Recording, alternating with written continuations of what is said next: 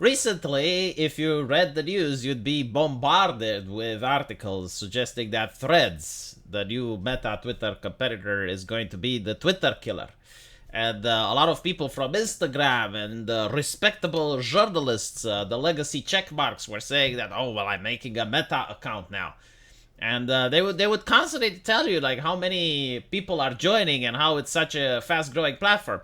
Now, I wanted to make a video today saying why it's not sustainable and it's not going to beat Twitter. But unfortunately, it seems that before I could even make the video, it was announced. The users are down by 20%, and even the time they spend on the platform is constantly in decline. So this was to be expected, and I will tell you the reasons for why this is happening. Obviously, the number one reason is censorship. And I'm not even talking about the actual censorship of, political ideas. They're even censoring not safe for work, like it's a platform made for kids. There's a big reason why Twitter is big in Japan, and believe it or not, many people don't want to talk about it, but the not safe for work community exists on Twitter, and this includes artists, women that make OnlyFans or VTubers and stuff that are lewd. They gathering an entire community over there in order to direct them to other websites. And these are probably millions, if not tens of millions of people that are using the platform simply because like their favorite e-girl or their favorite artist happens to be there. The entire furry community is on Twitter, right? So like when you want to have like no not safe for work whatsoever, you're alienating these people. I actually looked, I went through dozens of artists and stuff, and they were like, yeah, I would try Meta because, like, the more you diversify your reach, the better it is on the internet. But they don't allow anything, right? So that is one. The second one, obviously, well, the political commentators. The whole idea to have a vibrant platform is to have left-leaning and right-leaning people. Because this is another question. You're like, why doesn't YouTube just flat out ban right-wingers? And why don't the other platforms ban out right-wingers? Because by having right-wingers, you get them saying something and then the left engages with that. And then you have the controversy, which generates buzz. It generates clicks. It generates avenue. So it generates revenue. So you want that on your platform. But if you're going to make it so that the platform is openly hostile to right-wing thought and you're bragging about censorship and you're bragging about, cracking down the hammer, well, you're not going to get the right-wingers. I don't know many right-wingers that even bothered creating a Threads account because they knew where it was going. The spyware, like, Meta and Facebook, they're renowned for their very intrusive and spyware policies where they gather all your data in order to sell it to third parties and stuff, and people don't trust them. But finally, worst of all, like you could see just how bad it was. If you created a Threads account, as some people pointed out, if you wanted to delete it, you'd have to delete your Instagram. Like, why? Right? So for example, if you have an Ushikushi lady, which has like a vibrant and rich and diverse Instagram account, and she wants to go on Threads, sees how things are there, doesn't like it, she wants to delete it, well, apparently she can't unless she deletes her Instagram. So yeah, I mean, this is the reason. Again, like, there's a lot of simps, there's a lot of incels that actually do follow their e-girls online. And if they would have said, okay, well, you are allowed to have that safe for work, like, it would have had a lot of these people going over there.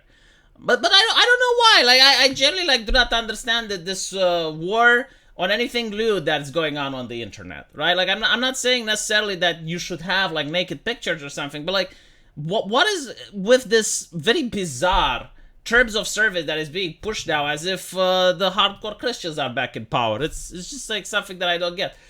And many people just don't want to address the subject. They treat it immaturely. Oh, you're just a coomer. It's like, no, I'm just doing business. I'm looking at the numbers. I'm looking at the profits. You're alienating a core market that you shouldn't be alienating.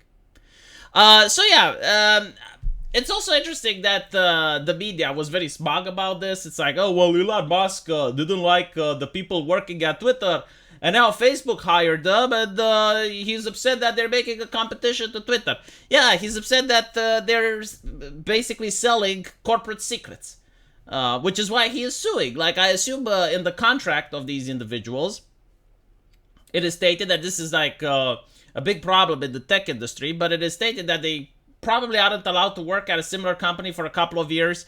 It's definitely stated that they're not allowed to openly share company secrets, which is what Threads did, like, or at least is being accused of. Like, it's copying Twitter, and this is why Elon Musk is suing them. I don't know if he is going to win, but definitely chances are they're going to settle. So there's that. Also, take into account that Threads had fewer features. Being a new platform, it's obviously going to have much more problems that Twitter used to have in the beginning before they ironed them out. But the main reason, and this is why it's so difficult to get another platform up in 2023, you know, most people want to be where the rest of people are. So you don't want to go to a platform that has almost no one there. So if the traffic is on Twitter, people are going to stay on Twitter. Like, sure, you know, you can go on Threads, you can create something, but the moment you notice that there's no interaction, the moment you notice that people aren't there, you're going to want to go back to Twitter. And this is literally what I predict is going to happen. Like, people who talked with me in the beginning and they were like, oh, V, why don't you create a Threads account? I already said it because it's not going to last. Like, it's going to be like a very short life where it's going to have a lot of people there, but after a while it's going to go down. And I was right, and I'm basing this on how things used to be with World of Warcraft. Like, if people remember, every single when WoW was popular, every single year it would be like, oh, this new game is going to be the World of Warcraft killer. This new game has the potential. And what would happen is a lot of people would join the new game, and it was, oh my god, look how fast it's growing, look at. And they would play it for a little bit, but then they would realize that they miss World of Warcraft, they miss where all their friends are, they miss, you know, the stuff that they built. Because that's another thing. Like, you stay on Twitter, you built an audience of 20,000, and now you're joining a new platform and you barely have anyone reading you. So, no, like, you can't. You literally cannot. I mean, unless Threads was like a platform that had zero censorship, or at least close to zero, allow you to do more stuff than you do on Twitter. And not to mention, you know, like with Elon Musk's new take where you can actually earn money from Twitter now. Yeah, there was zero chance that Threads ever stood any chance. So it's probably going to be like a platform where some cringy people go there, you know, like a couple of dozens of people, very inactive. I don't see Threads managing to form a community. Like, form a community around what?